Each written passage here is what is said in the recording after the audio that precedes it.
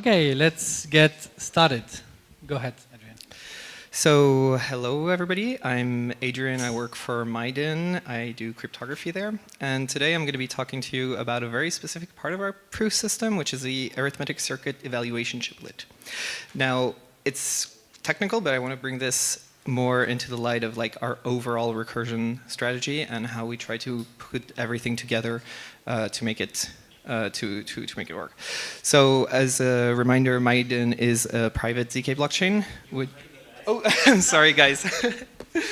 Miden's a private ZK blockchain, which means that clients generate proofs locally. These are sent to the network. They're batched and aggregated together, so the single proof gets posted on chain. One of the requirements is that we only want a single VM. We want to keep things simple. And so for recursion, we don't really want any specialized circuits or anything. We just want to use the same VM. The Miden VM itself is a very narrow stack. It's composed of two traces. The main trace is basically the CPU. It does the decoding, stack operations. You write programs in Miden assembly. It's a stack-based CPU. And for expensive operations, you have the chiplets trace, which accelerates some things with custom error constraints like the hashing. For now, we use Poseidon 2. We'll see later. Bitwise operations, memory. And this is where we're going to put this arithmetic circuit evaluation chip to help accelerate things. There you go. So, like if you think about verification, like a lot of it is very much like imperative. It's just like doing a bunch of metadata checks via Chimere, etc. And for this, like a standard VM is pretty good. But there's two things that actually dominate the proof verification time. The first one is the Merkle tree verification for the Fry queries. This is actually supported by default because we have the hashing chip, and so this is not really a problem. But the other problem is the Fry or deep Ali check, which is essentially evaluating your error constraints at an out-of-domain point. And so this is a part that we wanted to optimize. So, but why do we need to optimize it like this? So the VM already supports extension field arithmetic directly, but we tried to do that directly in Miden assembly. But the problem is when you're evaluating an arithmetic circuit, even though your operations are cheap, it's how you store and store the data, and it ended up with a lot of overhead because of a lot of stack manipulations, lots of memory reads and writes. The other problem is that we would have to generate code, Miden assembly, which is not easy. And we didn't want like an extra compiler pass on all of this. One of the requirements is we want a single source of truth for our error constraints. And so basically this was not an option. As a reminder, we write our constraints in Error Builder. This is just a simple example. You can represent circuits as like small DAGs. Where the leaves are the input values, and then you compose them to build expressions. Why is this? Okay. If you have multiple of them, you can share variables between them. So you see the S variable here participates in both constraints. But when you're doing this out-of-domain check, you need to build this composition polynomial, including the quotient, the verifier, and so on. And so this is a polynomial that that you evaluate as part of the verifier, and you want to check that it evaluates to 0. So this is what we want to use the ACE for. It's to take this graph, evaluate it, and check that the root evaluates to 0. So actually, if you think about it, like most ZK protocols are essentially just checking arithmetic circuits. So we had a lot of things to choose from. We chose to go with something plonkish, actually, because it's simple, and we all know how it works. And as a reminder, the idea is that you create a table. Each row represents one node in the graph. You connect them using wires. These wires are instantiated with a permutation argument, or logup, for example. And so what you do is you check each row, that each row is correct, and you then check that the multiplicities of the wires match up so that all the values, which are supposed to be the same, are actually the same. The other thing is we could have just built a Plonk ZK proof system, but that just means that's just really complicated. So instead, we wanted to integrate that as part of the VM. And so this is sort of the pipeline that we use. So we have the circuit description derived from AirBuilder. We read that as a witness, and as we're reading it, we hash it using Poseidon. So this is a bit inefficient. Some projects use pre-processed tables and so on, but this gives us dynamic behavior. As we're hashing the circuit, we write it into memory.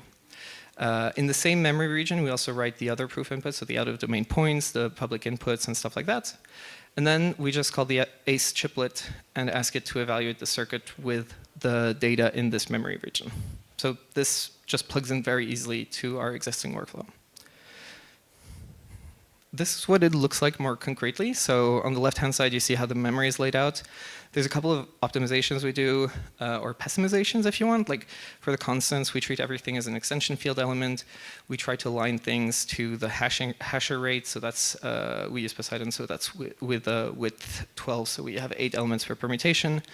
Our operations, which need to encode the operation and the node indices, that those fit in one Goldilocks element.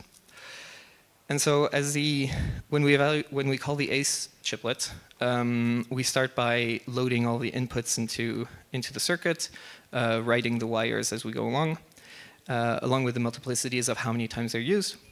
And then we go into an evaluation section, and this is the plonkish part where we go over every single row, evaluate it, and the wiring check is actually implicit thanks to logup, and we're actually able to use the same logup bus that we use for other parts of the system. And yeah, then there's the final zero assertion. So yeah, so that's kind of like what I wanted to bring up overall is that the way we optimize things at Miden is not always optimizing. We try to optimize for simplicity, uniformity, also not giving us too much work either. We find that often, even though we might do things less efficiently, it actually ends up faster overall. We care about the end-to-end performance, like how fast can you recursively verify a proof on a consumer device. This means that sometimes we include more data than we need to, but to make the actual implementations faster. And so just for some numbers, we have, so as I mentioned, the chiplets trace is only 20 columns. Our entire stack is 80. So ACE fits really nicely in that. We can recursively verify a proof in about 32K cycles. And on a consumer laptop, it takes about a bit less than a second, though we expect that to get a lot better. And for now, depending on the security parameters, we're between 100 and 200 kilobytes. But the advantages are more than that, because even though it might be inefficient to hash the circuit using Poseidon dynamically inside of the program, what this means is we have a very dynamic system, and so we can very easily support different errors, verify multiple proofs of different errors. It's very easy to upgrade because you can use the same VM. You can just upgrade the hash of the circuit, and so everything works the same. So, and in fact, when we transitioned to multi-table support in Starks, the change was almost trivial. And we expect it also to work super simply with our upcoming pre-compile VM, which maybe I'll talk about another time. So yeah, that's it. If you have any questions, feel free to ask me. There's also the docs, which are a bit complicated, but check out the source code if you want. Thanks.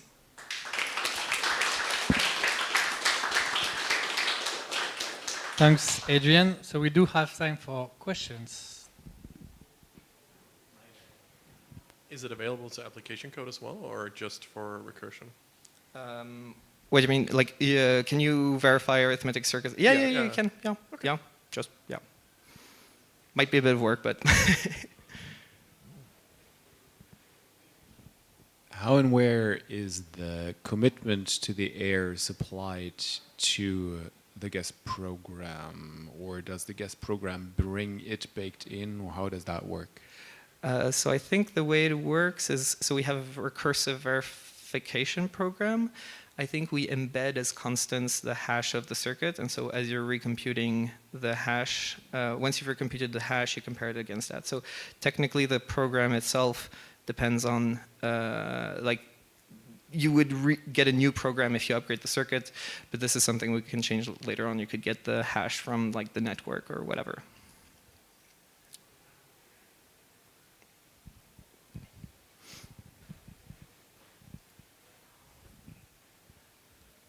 This is not directly related, just a related question about the proof size here, like you said, 100 to 200 kilobytes.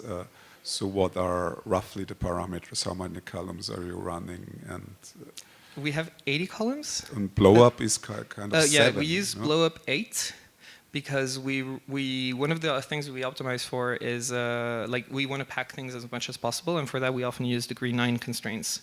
So this is like a part of the whole design. So with blow up 8, we get to also reduce the number of queries.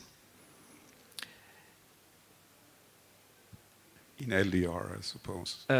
You might want to ask the person on your right about the concrete details. I don't know him.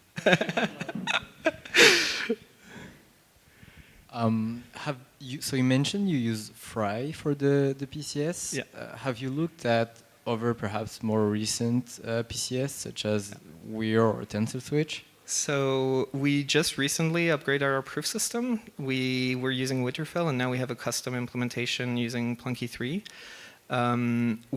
It's actually lifted Fry. This is something I talked about last edition. We chose Fry because the recursive verifier was already written. It works. We are looking into others. I think for now, because if it ain't broke, don't fix it. But if anything, we'd look more into Stir than Weir because of the recursive verification. Like the multilinears are hard to evaluate in MASM. Well, thanks a lot, guys. Thank you.